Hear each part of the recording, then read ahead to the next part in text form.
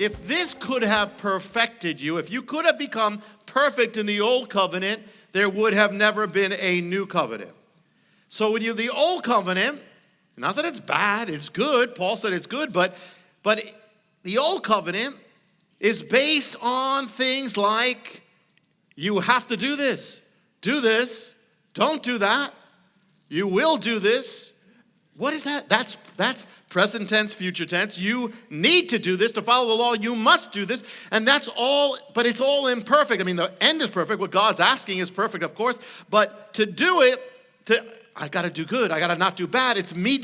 I'm living in the imperfect tense. It's not finished. The problem with legalism, it's not that the law is good, but because it's a shadow of something good. But legalism is that it leaves you living in the imperfect. Always trying to be complete. I'm doing it, trying to make up, trying to do it.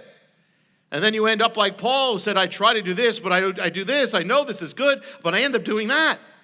And so Paul says, it's really just showing me how imperfect I am. And then I cry out, and then I'm calling out for the new. And that's where the new is. So the new covenant is based not on do this, don't. It's got, that's there, that you can find that in there. There's doing, we're to do. But it's not based on us doing. It's based on the gospel, which is what he did. So the new covenant is based on a perfect verb. It's based on it's finished. It's based on God has done it. It's based on God so loved, perfect tense, the world, that he gave, perfect, completed, his son. Now, when you look at the beginning of the Bible, God is creating. It's a perfect work. In Hebrew, Berashit bara Elohim et hashamayim ve'et haaretz.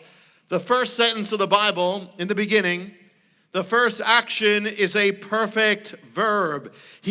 God created, first verb in the Bible, it is perfect. It is the tense of the perfect. God created it totally. The world was perfect. Only he can do it like that. God did it. The only thing perfect is what God does. So we must learn how to do things from his doing. Turn to Isaiah 53. I want to show you another thing. You will never see this. Well, I don't want to say that completely.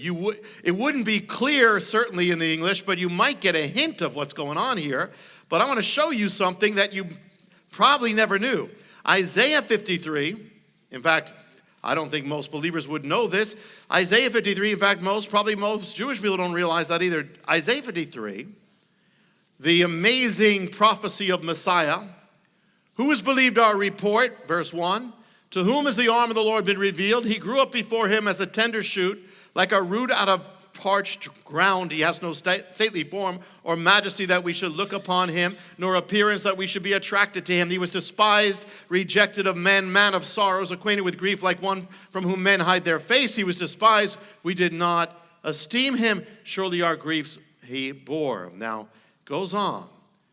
Actually, I want you to see something. Do you notice something a little strange now that we're talking about this? Do you notice something strange about it? Here's what's strange. Isaiah 53 is a prophecy of what's going to happen when Messiah comes 700 years later. But when you read it, and here you can even see it in the English, but you may not realize what's going on, it appears to have already happened. Although if you keep going, you'll see different, there's actually, here's the thing. In Isaiah 53, you've got past tense, present tense, and future tense. All in the same event. Why? It's speaking about salvation. It's speaking about the death of Messiah, the cross, because it's timeless. It's past, present, and future. What he did covers all time. But here's the thing, it's obviously, this is a prophecy of what's going to happen. Even Orthodox Jews agree about that. It's all about what's coming, yet it's written. Why? Because it's written, it's not so much the past tense, it's written in the perfect tense. When you read it, when it looks like the past tense, it's the perfect tense. Why? Because what Messiah did on the cross is a perfect work. Even when it's spoken of before the fact, it's still as if it was done. So it is written, the Lamb who was slain before the foundation of the world. as if it already was. Salvation is beyond time. Salvation is bigger than time. But salvation is a perfect work, so even before it happens, it's as if it was done. Think about it. We meet the Lord on Calvary, yet he died 2,000 years ago, yet we meet him today. He was crucified 2,000 years ago, but we come to Calvary to this day. 2,000 years, yet today. Paul wrote, I am crucified with him. I am crucified with him, as if, with him, wait a minute. I thought Paul wrote it years later, but it's as if he's as if it's right now. And I'm crucified with him right now, as if the moment 2,000 years ago and the moment now are one moment. Salvation happened, when were you saved? There's two answers. You were saved when you received him, and you were saved 2,000 years ago. Both. It's timeless. It's perfect. It's without time. It's a perfect work. So the words of the Lord are perfect. It is finished, complete, finished. Messiah is the one who makes complete, he is perfect. He brings us perfect. It says in Daniel 9, it says that he will come, the Messiah will come to finish transgression, make an end of sin, seal up vision and prophecy. What's he doing? He's completing everything. He's going to finish everything, complete everything.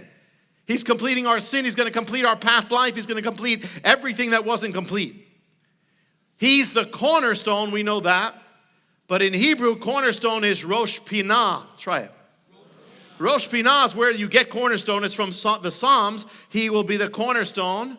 But the word Rosh Pinah doesn't just mean the cornerstone. It means the capstone, meaning that which finishes everything. And if you finish something, what are you doing? You're making it perfect. He's the one who finishes us to make us perfect. It is finished.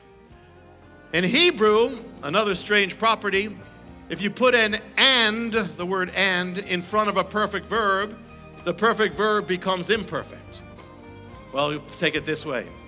If you try to add anything to God's perfect work, you make it imperfect.